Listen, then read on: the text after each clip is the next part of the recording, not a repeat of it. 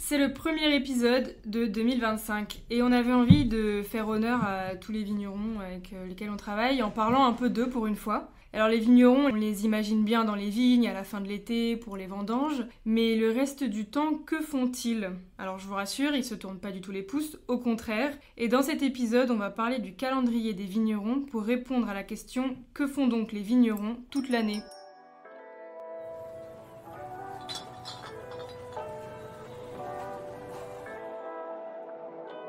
C'est vrai qu'on a en tête cette belle image d'Épinal avec ces gens dans les rangs de vignes et qui ramassent les raisins et on a l'impression que c'est juste la fête, mais le vigneron, il est loin, loin, loin de s'ennuyer toute l'année. D'ailleurs, tu parlais des vignes, mais il y a beaucoup d'autres éléments à prendre en compte sur un domaine. Finalement, il y a les vignes en tant que telles, Aussi, il y a le sol ou d'autres végétaux, des animaux éventuellement, des installations. Si par exemple le domaine est en agroforesterie, il y a le chai lui-même. Dans un chai, il y a des cuves de fermentation, des cuves d'élevage, des fûts d'élevage, des pompes, des tuyaux. Il y a tout un tas de matériel qui sert à faire le vin. Il y a parfois aussi un caveau de dégustation, ou parfois pas, donc on déguste entre deux rangées de barriques dans une cave sombre, ça existe aussi bien sûr, mais voilà, il y a quand même un aspect commercialisation à prendre en compte. Il y a aussi dans leur emploi du temps une partie qui se passe en dehors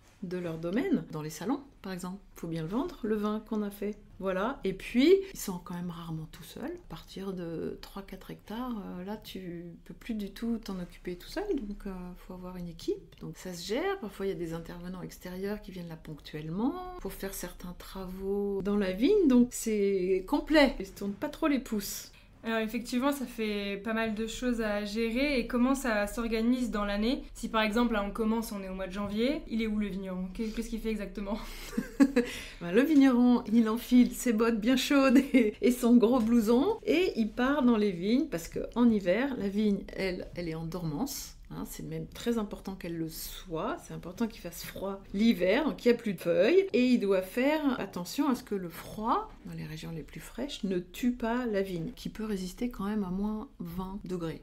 Donc c'est costaud, mais voilà, il y a des techniques pour l'empêcher de geler. Donc c'est le moment où on taille la vigne, et selon les régions, on fait ça de janvier à mars. L'objectif, c'est d'enlever les baguettes des vieux bois et faire en sorte, en enlevant les baguettes, de ne garder que celles qui produiront les bourgeons de l'année suivante. Donc il faut qu'elles soient bien positionnées, on les allonge le long des baguettes, etc. en prévision de la future récolte. C'est le moment où on donne sa forme globale à la vigne. Et d'ailleurs, je ne sais pas si vous avez remarqué, mais selon les régions, les vignes n'ont pas du tout le même look. Il y a des vignes qui sont palissées, qui courent le long de fils de fer, et d'autres qui tiennent toutes seules, qui sont beaucoup plus basses et qui tiennent toutes seules. Donc ça, selon les régions, c'est un peu différent. Mais c'est un travail qui est indispensable et qui est surtout manuel et très très long. Fin de l'hiver, on retourne un peu la terre. En fait, pour les protéger du froid, on a accumulé la terre autour de chaque pied de vigne pour les protéger du froid. Et ensuite, on appelle ça le butage. Et ensuite, on débute le débutage pour remettre la terre bien à plat quand il n'y a plus de risque de gel. Donc c'est aussi à cette période qu'il y a beaucoup de salons professionnels. Les vignerons se déplacent un peu partout en France, ils vont voir leurs clients, ils participent à des salons pro. Ça, c'est l'hiver.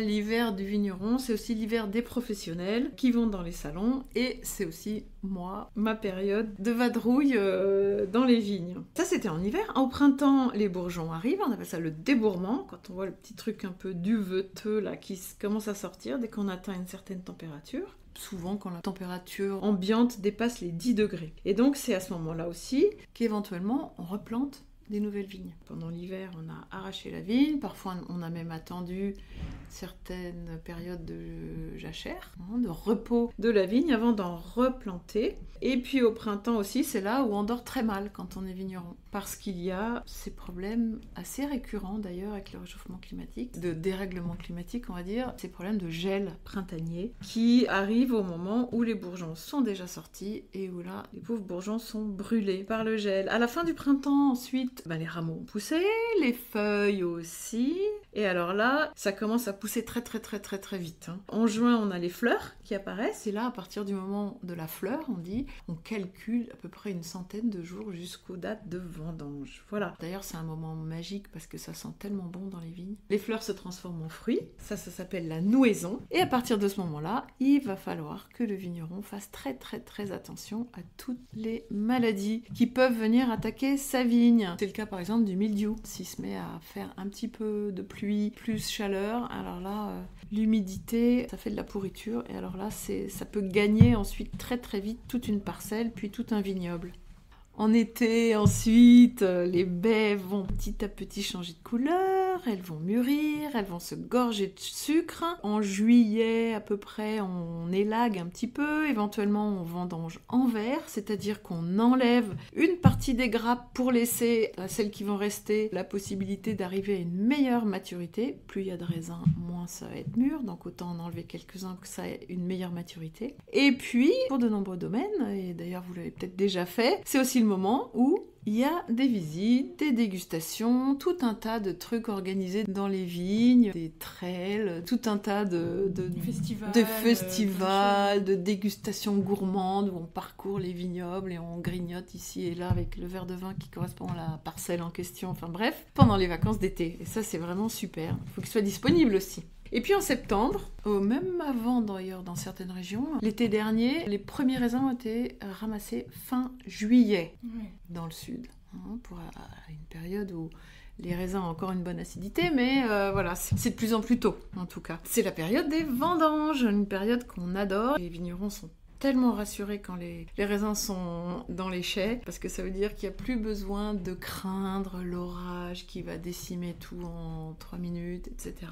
Et on a bien vérifié la maturité des raisins, on goûte, on se balade dans les vignes, on fait des petits prélèvements, on regarde si les pépins ont la bonne maturité, s'ils sont bruns, plus verts, etc. Et le taux de sucre. Et ensuite, on vendange, genre des vendanges mécaniques ou manuelles, selon les domaines, les appellations, le cahier des charges qu'on s'est imposé, la conduite du vignoble. Il y a des endroits où c'est pas possible de récolter mécaniquement, on est obligé de le faire à la main. Et puis hop, après les vendanges, on arrive à l'automne, on va à la charnière, et là démarrent les vinifications. Donc là, tout le monde est à l'abri, les raisins sont rentrés, les vignerons sont à l'intérieur, et là, le sucre des raisins est transformé en alcool et en CO2, et ça devient du vin, enfin. Voilà, donc ça c'est un moment un petit peu magique où il faut faire très très attention à tout ce qui se passe. On vérifie la densité pendant la fermentation pour voir où en est le sucre, s'il reste encore longtemps, si on est presque arrivé au bout, etc.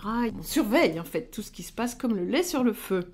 Et puis en parallèle, une fois que ça c'est bien en cours, on prépare les sols, on ajoute de l'engrais, du fumier, en prévision de l'hiver. Et puis ensuite, pendant toute la période d'élevage, la fin de l'année et le début de l'année suivante, on contrôle ce qui se passe dans les fûts, on fait des prélèvements, les fûts, les cuves. Et puis après, quand c'est terminé, il y a l'embouteillage, l'étiquetage, les expéditions, la gestion des commandes. Éventuellement, on en profite aussi pour changer quelques installations, rénover, changer quelques boulons qui fonctionnaient moins bien. Voilà, il y a toujours quelque chose à faire dans un chai.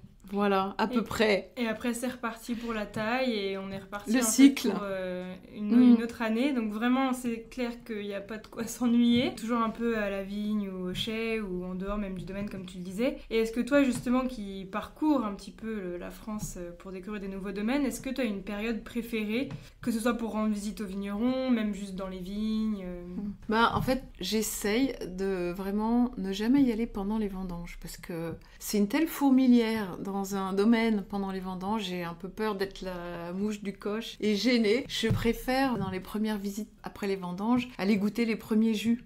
Parce que ça, vraiment, c'est un peu une fête. C'est un peu comme le Beaujolais nouveau, tu vois. On va un peu goûter à quoi le millésime peut ressembler dès que les sucres sont terminés. Puis ensuite, j'aime beaucoup les dégustations sur fût. Sur une seule parcelle, on arrive à avoir des vraies différences selon que le fût de chêne est neuf ou à 1 an ou vient de tel ou tel tonnelier. Ça, je trouve ça vraiment, vraiment fascinant. Et puis juste avant les mises en bouteille, c'est super aussi. Et après les mises en bouteille, bien sûr, pour faire la sélection finale, évidemment. Alors, question qui peut être évidente pour certains, est-ce que ça change quelque chose que ce soit des raisins noirs ou blancs, par exemple, dans le calendrier du vigneron?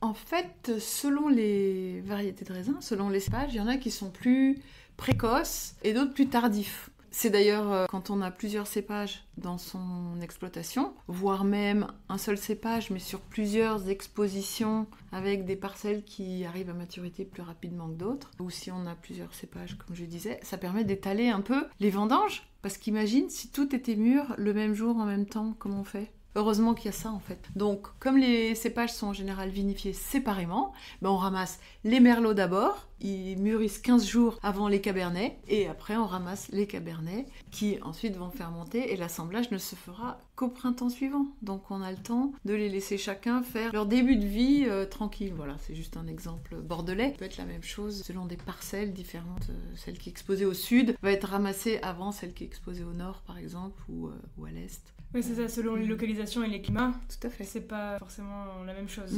Et heureusement. Mais il y a aussi, selon les climats, tu veux peut-être parler des climats de loin, loin, loin, par exemple. Pensez que quand on fait les vendanges en septembre-octobre, dans l'hémisphère sud, les vendanges, c'est en mars-avril. Tout est inversé. L'été, c'est l'hiver c'est l'été. En Australie, en Nouvelle-Zélande, en Afrique du Sud ou en Amérique du Sud, le calendrier ressemble, sauf qu'il est inversé. Voilà, on termine avec un fun fact qu'on avait peut-être pas tous en tête. Dans le prochain épisode, on discutera vin sans alcool. Parce que janvier, bonne résolution, dry January peut-être pour certains. En tout cas, c'était le moment de faire le point sur les vins désalcoolisés. En attendant, vous pouvez retrouver tous nos contenus sur nos autres réseaux, Instagram, Facebook, YouTube et Pinterest. Et si vous avez envie de passer à la dégustation, je vous donne rendez-vous sur notre site 3xvin.com où vous retrouverez toutes nos box de vin et notre sélection de petits domaines confidentiels.